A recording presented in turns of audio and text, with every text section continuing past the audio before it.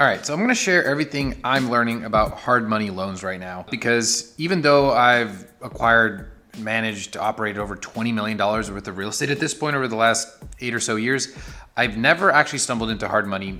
I don't know why. Maybe the word hard money scared me, like private lending scared me. I don't know. It just didn't seem very official. Or maybe I just never needed it. I don't know. I always raised money when I needed it and or used personal proceeds from other deals. So let me just dive into what I'm learning already because I'm getting about $400,000 in private loans or basically hard money temporarily to get one of my deals to the finish line so I can continue building momentum. Mic check time. Flexes from one. Check it out. In case you haven't seen my studio yet, yes, I'm in a garage, but it's shaping up pretty nicely. I'm liking this place. I needed a hard money loan. First of all, let me explain why I needed it. For maybe a different reason than others. This is quote unquote an out of the box loan. Like they're not, let me turn this light so you can see me better. Okay, so they actually haven't done a deal like mine yet, this particular hard money lender, but they're awesome and they want to build a relationship with me and I want to build a relationship with them. So it works out. But I need it because my property, one of my properties right now, is not working out quite a bit on schedule, like the way I'd like it to. It's not fully occupied yet and cash flowing. And so I'm behind schedule, quite honestly. So what I need to do is I need to get more money. But because my property, that's not quite where I want it to be, is a memory care facility, it's not something that's commonly collateralized, meaning lenders, especially private money lenders, their security in doing this stuff, the reason why they feel comfortable doing this stuff is because they know that if somebody defaults on the loan, if somebody stops paying the loan, that they will be able to take that property, the collateral in this case, and then sell it. They have the right to do that. And that's why they know if they lend a small portion relative to the value, like the loan to value, and you default on the loan and then they get the whole property as a result, that's what makes them happy. They always want to see that the total debt on the property is, probably not over, 70% or maybe 80% tops, I imagine, than what the value is, because they want to be able to sell it and then, minus all fees, all that kind of stuff. They want to get their money back at least, plus the returns that is owed to them. So in my case, this property is a memory care facility. The lender isn't interested in ever being in that kind of a predicament. They don't know how to operate a memory care facility. So this was a tough cookie initially to crack. So what we ended up discussing was, hey, do you have any, like they asked me, do you have any more assets that you could use that we could collateralize? And I was like, yes, I have a multifamily property that me and my parents own that's less than 50% loan to value. Like the loan is 2.71 million and the value is close to 6 million at this point. So there's so much equity and value in that property. And they were like, okay, here's what we're gonna do.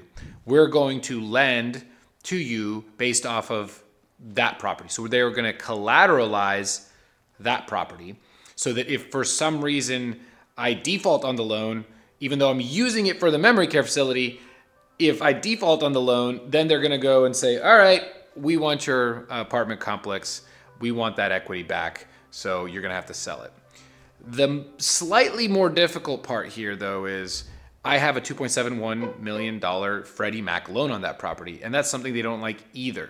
They want to be in first position, meaning, and not to overcomplicate this, basically they want to make sure that if I do default, that there's nothing stopping them. There's nothing in ahead of them to get to the equity. In this case, if the property sells for, let's say, $5.5 million, the first person that's going to have the ability to snag the money they are owed back is the bank, the mortgage-backed security, in this case, Freddie Mac loan, that's $2.71 million. They have the first right of refusal, if you will.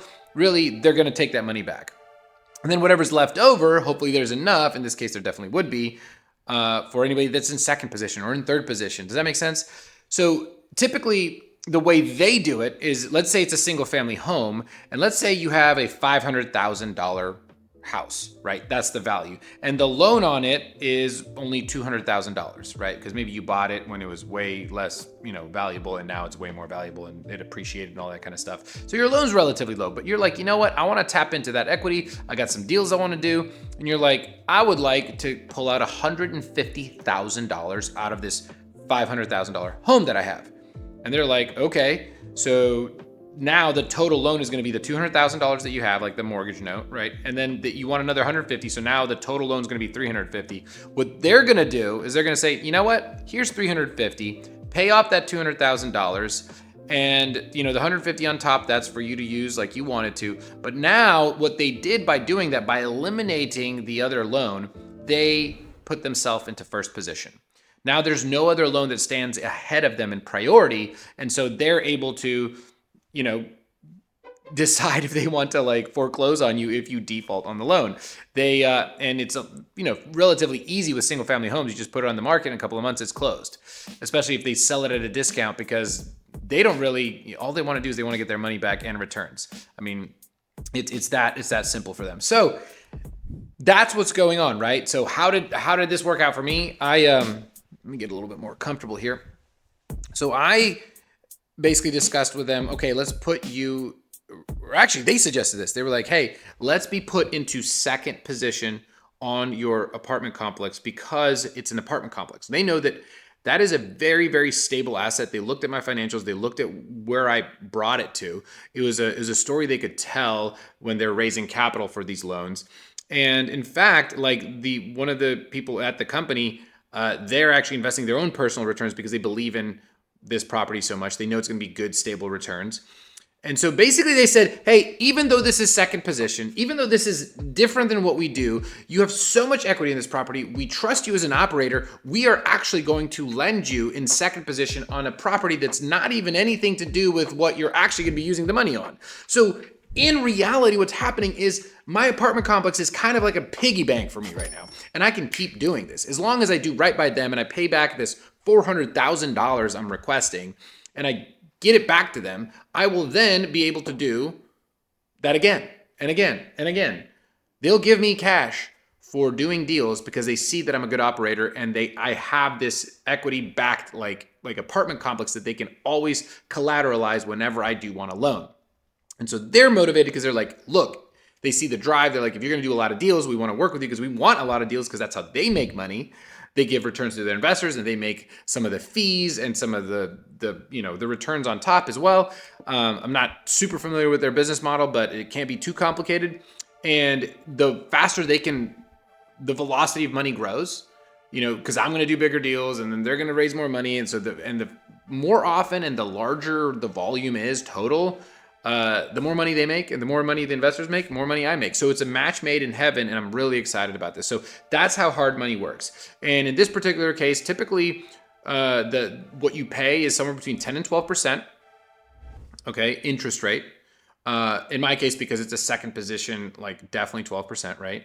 And honestly, sometimes it's even higher if you want to do second position, but they're sticking to the 12%. And then you have to pay a fee, 1, 2, 3 points, basically percent of the deal. They're going to, when it goes to the title company,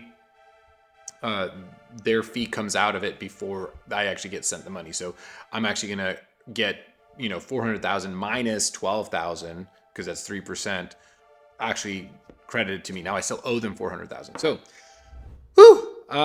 that's kind of a doozy. Hopefully all that made sense. Thank you guys for watching. If you have any more questions about hard money loans, I'm going to post another video when I'm, further along in the process, when I've already used the loan and maybe even paid back the loan. And then I'll show you what I'm going to be doing on my journey so that you can watch me and you can learn from my mistakes. All right. And if you're military, check out the links below. If you want to join a cohort that learns about real estate and large apartment complexes like the one I was talking about, just apply. And then if you just want to join our community, click the button, man.